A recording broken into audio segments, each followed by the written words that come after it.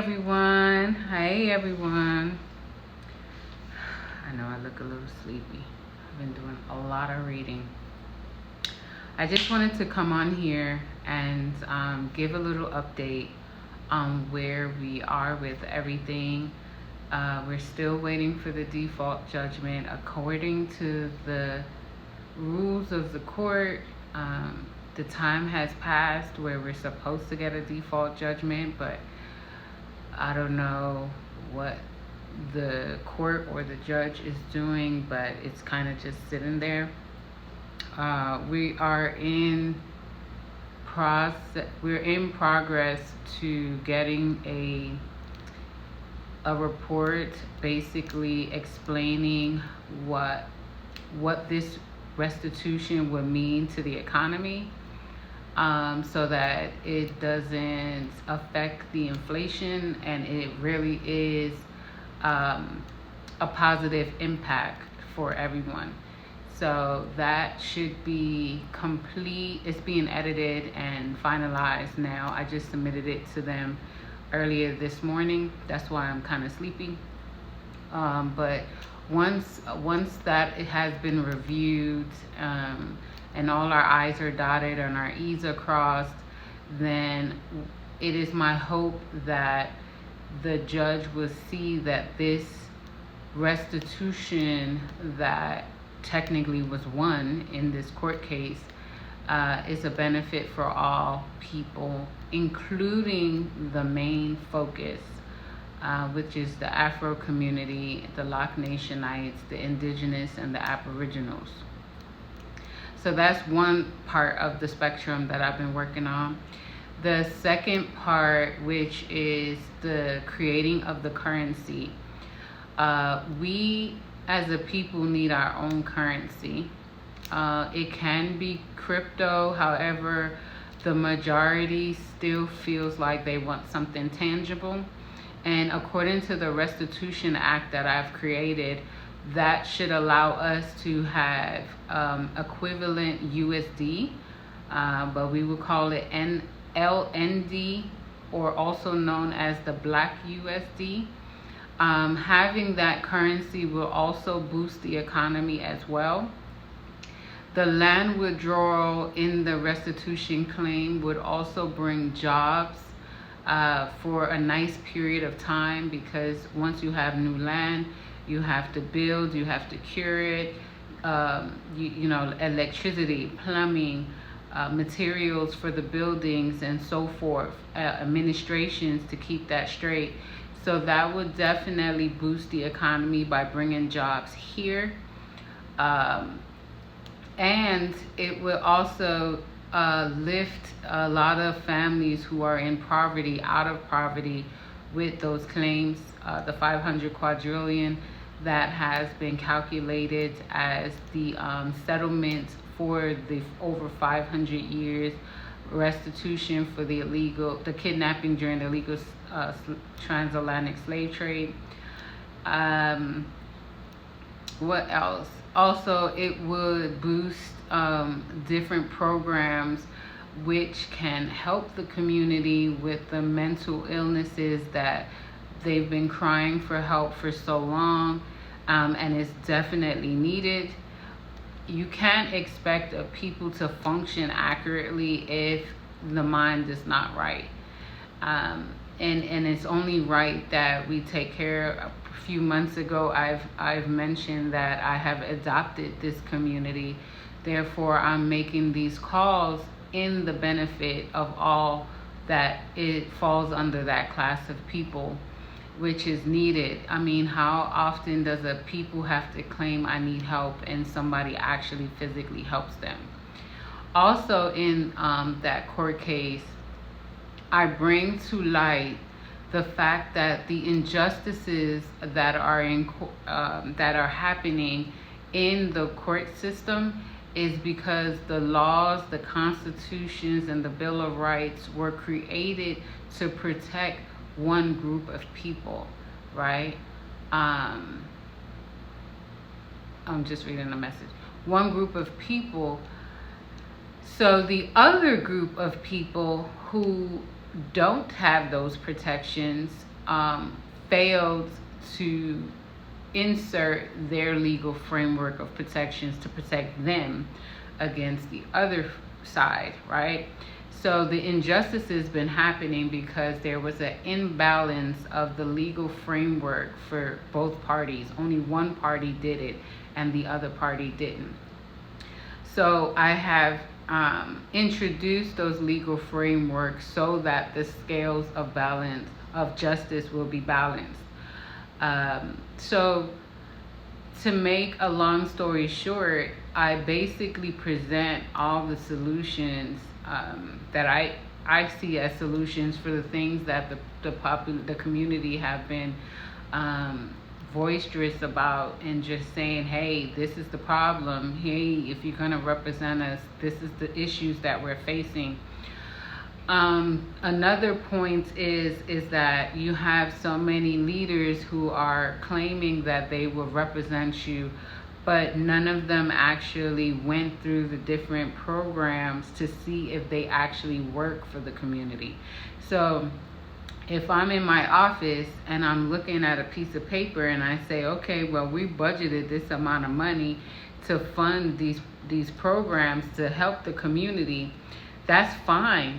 But someone was supposed to follow up and go through the front door and see if those programs are actively helping the community. And what I've found when I've done it is broken website links, people who do not call you back. You follow all the directions of contacting this office and that office and schedule an appointment to be able to speak to these people. And I have one particular office that for a year and a half I've been scheduling with this particular office, and they have not called back, they have not followed up, they just continuously say to schedule. So the system in terms of the community reaching these representatives are broken. It's broken. If you go to visit these offices, you're met with a security guard who just hands you a business card, right? Or you go to the Secretary of State office and you're met with the business card again to schedule an appointment. So I can understand the frustration of the people to realize that, hey, you tell us to go ahead and follow these systems, but the systems are not working. So it doesn't look like, I wonder where the money is going. We're paying a lot of staff in all the various government departments, but if you're not responding to the people's emails, if you're not responding to the voicemails, if you're not responding to the calls, because every time you call you receive a voice message, then what exactly is being done? And if you're so hard to be reached, then could it be that America right now has created such a wall of protection that no one could reach going in and no one could reach going out? And that's not good for anybody, right? So a change is required at this time. It's not a suggestion, it's a requirement. So I say all of that to say that your attention is required on case 124 CV 00479 RC. These different filings that is in this case addresses all the concerns down to reparation, which is really restitution, okay? It addresses the job economy by granting this prayer for relief. Then it would boost the economy with jobs. Creating this new currency will also stimulate the economy.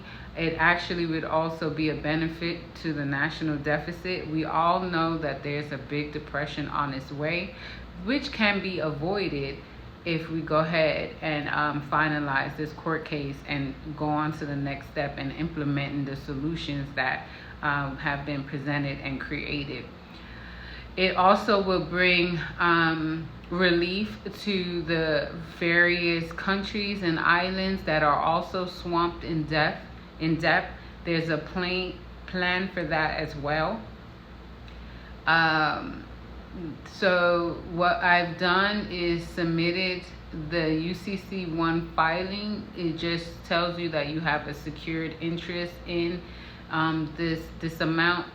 It has been filed with the Secretary of State, the U.S. Secretary of State, for it to be public notice to the public, so that you guys are welcome to read it if necessary or if you like. And I have also uploaded these different filings on our website as well, www.stateoflocknation.com. If you click on the tab that says case 124CV 00479RC, you would be able to click on whichever filing that you choose, and you can read the information there. If you have issues, just let me know. Also on Amazon, I have several books there. Reveal the Kingdom of Locks, Nazareth Vow Continues, Volume 1 is also the beginning of the volumes. There's 3 volumes, with Volume 3 being this actual court case. Volume 1 introduces the state of Lock Nation and the people of the Lock Nationites.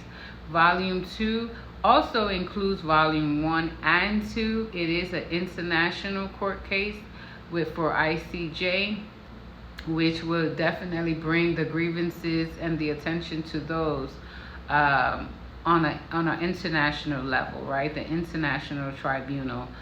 Volume 3, which is this current court case, brings the grievances on a national level.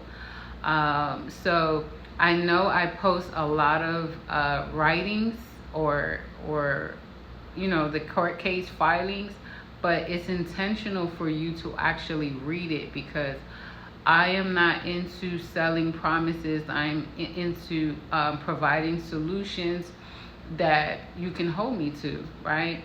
So it's not saying, oh, if you vote for me as president, I will do this, I will do that, I will do this. These are things that I can do right now.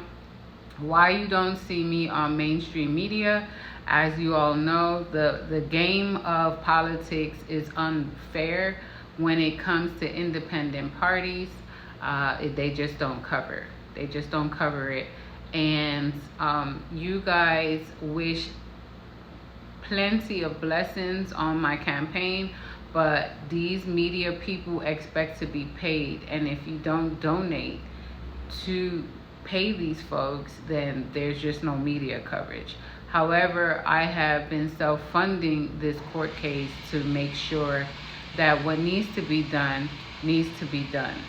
I don't necessarily need to become a celebrity from this. However, I do have children, you have children, and if it requires me to sacrifice the everydays of time and partying or having family fun or whatever the case may be for this period of time to provide these solutions so that it can accurately get done, then I'm going to do that, because I don't want my children now in their adult life talking about 500 years worth of grievances, which is overdue at this point for a solution. So I will go ahead, and I have taken the time to find out why it's taking so long, and I have taken the time to provide the solutions for this matters, right? So that the community can also benefit from these solutions. So that is pretty much the update on where we are. I do have an appointment coming up with the Senator Warnock's office to see what type of keys they can potentially be with all the gates that I have been coming across. And I do believe if these folks are our actual representatives, then they should be able to get these things, the legal frameworks that have been presented in the court case, to actual law. And once it's actual law, which I've been pushing to have it in Title 53 in the U.S. Code, which is available and reserved for new data. So that is the goal. Coming the next appointment is to discuss how and what we need to do to get these new ideas or ideologies into the U.S. Code, so that it can be implemented across all states, to provide that protection for the majority party against the tyranny of the minority, which have been proven with over 3,000 victim statements. Okay, so this is not really a battle. This is more like, hey, we're invoking our right to be separate, equal, and in harmony.